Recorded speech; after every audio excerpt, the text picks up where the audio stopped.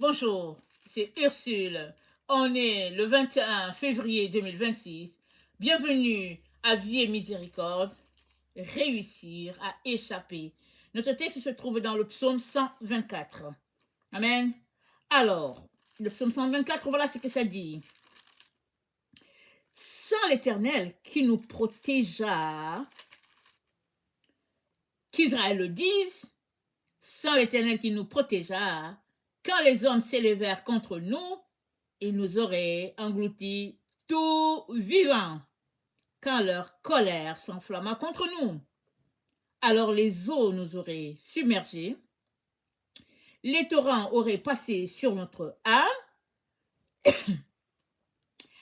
alors auraient passé sur notre âme les flots impétueux. Béni soit l'Éternel qui ne nous a pas livrés en proie à leurs dents. Notre âme s'est échappée comme l'oiseau du filet des oiseleurs. Alléluia. Notre âme s'est échappée comme l'oiseau du filet des oiseleurs. Il y a beaucoup d'oiseleurs, les gens qui attrapent les oiseaux. Et quand un oiseau est pris, il est pris. Mais s'il réussit à échapper, il faut le voir comment il est joyeux. Parce que il n'est pas cloué au sol. Il peut s'envoler et puis personne ne va l'attraper encore. Et le texte dit, sans l'Éternel qui nous a secourus, mais on serait pris au filet.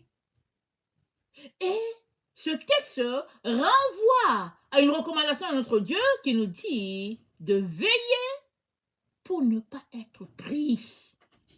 De veiller de manière à pouvoir échapper à tout ce qui arrivera sur la terre.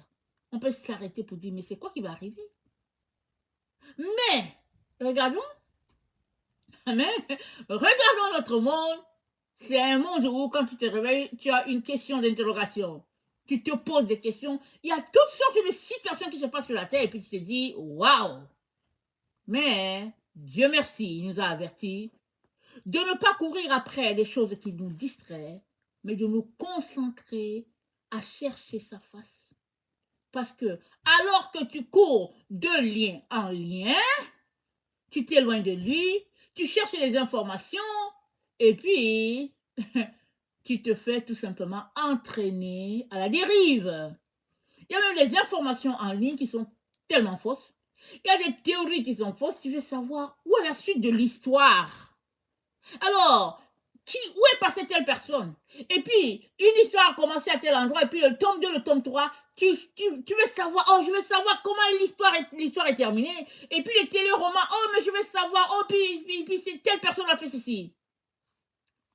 Il est temps, mon frère, ma soeur, que tu réalises que la seule chose qui est la vérité dans ta vie, c'est Dieu. Alléluia. C'est ton Seigneur Jésus, c'est lui seul qui est la vérité. Tout ce qu'il te dit, c'est la vérité. Tout le reste, mensonge. Et là, il y a le mensonge et la perversion. Il y a la perte. Il y a le fait de te prendre au piège et de te mettre dans un filet comme les poissons quand ils sont pris ou bien l'oiseau. Mais ce que le Seigneur veut pour toi, c'est que tu puisses échapper. Et le roi David, il s'élève, il dit, mon âme, bénis l'Éternel, que tout ce qui est dans ma bénisse son Saint-Nom, mon âme bénis l'Éternel, n'oublie aucun de ses bienfaits. Il s'élève tous les jours, il bénit, il commande à son âme de louer l'Éternel. Alors, imagine une âme qui loue le Seigneur à tous les jours. Penses-tu que le Seigneur ne va pas te dire ce qui arrive là-bas, ce qu'ils ont planifié contre toi? C'est dit quoi? C'est dit que l'ennemi de Dieu guette les enfants de Dieu. Pendant que toi, tu es en train de chercher ton Dieu, en train de louer le Seigneur, il y en a qui sont assis, qui font des programmes sur toi pour comment te prendre au piège, pour comment, n'est-ce pas, détruire ta vie. Ils vont créer des programmes, ils vont écrire des programmes, et puis c'est incroyable ce qui se passe sur notre terre. Pourquoi? À cause de l'excès, je veux dire, à cause de la technologie, à cause de toutes les opportunités qu'il y a. Alors que toi, tu veux juste vivre en paix, il y en a qui ne veulent pas que tu aies la paix. Ils vont décider de ta vie, ils vont dire, ok, je veux ordonner que sa vie soit ceci, je veux ordonner que sa vie soit cela. Mais n'oublions pas, Avant que tu viennes sur la terre, Dieu avait programmé ta vie. Alléluia. Soit tu marches selon Dieu, et il va te dire qu'est-ce qu'il avait programmé pour toi, ou bien tu fais à ta tête et les autres vont programmer ta vie. Il y en a qui sont là, ils jubilent de programmer la vie des autres parce qu'ils savent programmer. Alors, ils vont prendre ton nom, ta date de naissance, et ils vont mettre ça quelque part, et puis ils vont déclarer des paroles sur toi. Mais dans le puissant nom de Jésus, toutes ces paroles qu'ils déclarent sur toi ne sont que poussière. Si tu es quelqu'un qui a décidé de marcher selon Dieu, parce qu'il n'y a aucun programme sur la terre qui supplante le programme de Dieu. Dieu a planifié ta vie, et tant et aussi longtemps que tu as décidé de marcher dans cela, il n'y a pas quelqu'un qui va venir le supplanter. Il est important que tu décides de changer, de penser par rapport à comment tu te comportes et puis comment tu orientes ta vie en fonction de Dieu. Alors, dans Luc 21, on connaît très bien ce passage parce qu'on l'a lu plus d'une fois. Amen. On est revenu dessus plus d'une fois. Et aujourd'hui encore, on vient là-dessus parce que c'est dit, veillez donc et priez en tout temps, afin que vous ayez la force d'échapper à toutes ces choses qui arriveront. Échapper comme l'oiseau qui échappe du filet de l'oiseleur, échapper comme le poisson qui, s'il réussit à se sauver du filet, allez, vraiment, alléluia. Alors, Dieu nous dit qu'on prie. Il dit, veillez et priez pour échapper. Veiller, ce n'est pas juste le fait de ne pas dormir, mais veiller, c'est quoi? C'est le fait d'être alerte. C'est le fait d'être réveillé. C'est le fait de savoir ce qui se passe autour de soi. Et soit tu restes connecté à Dieu et tu restes éveillé parce qu'il te communique les choses, soit tu cours après la curiosité de ce monde et puis tu bouches la voie par laquelle Dieu te parle. C'est l'un ou l'autre. Ça ne peut pas être les deux. Il est donc important que là où nous nous trouvons, tu choisisses d'échapper. Ça commence par là. Et ça commence par toi, donnant ta vie à Jésus pour dire, Seigneur, je veux te donner ma vie. J'aimerais que tu sois mon maître, mon Seigneur. Je ne veux pas rester sur cette terre, faisant les choses de cette terre. Je veux être sur cette terre, faisant les choses pour lesquelles tu m'as envoyé, afin que ma vie puisse compter devant toi. Première des choses. Alors que tu invites le Seigneur Jésus par cette prière, il va venir, il va faire sa demeure en toi. Le Saint-Esprit sera là pour te guider, pour te conduire dans toute la vérité. Et c'est de là que va venir le fait d'être réveillé ou bien éveillé. Parce que tu vas réaliser que le monde dans lequel nous sommes, c'est un monde de contrefaçon, un monde de distraction.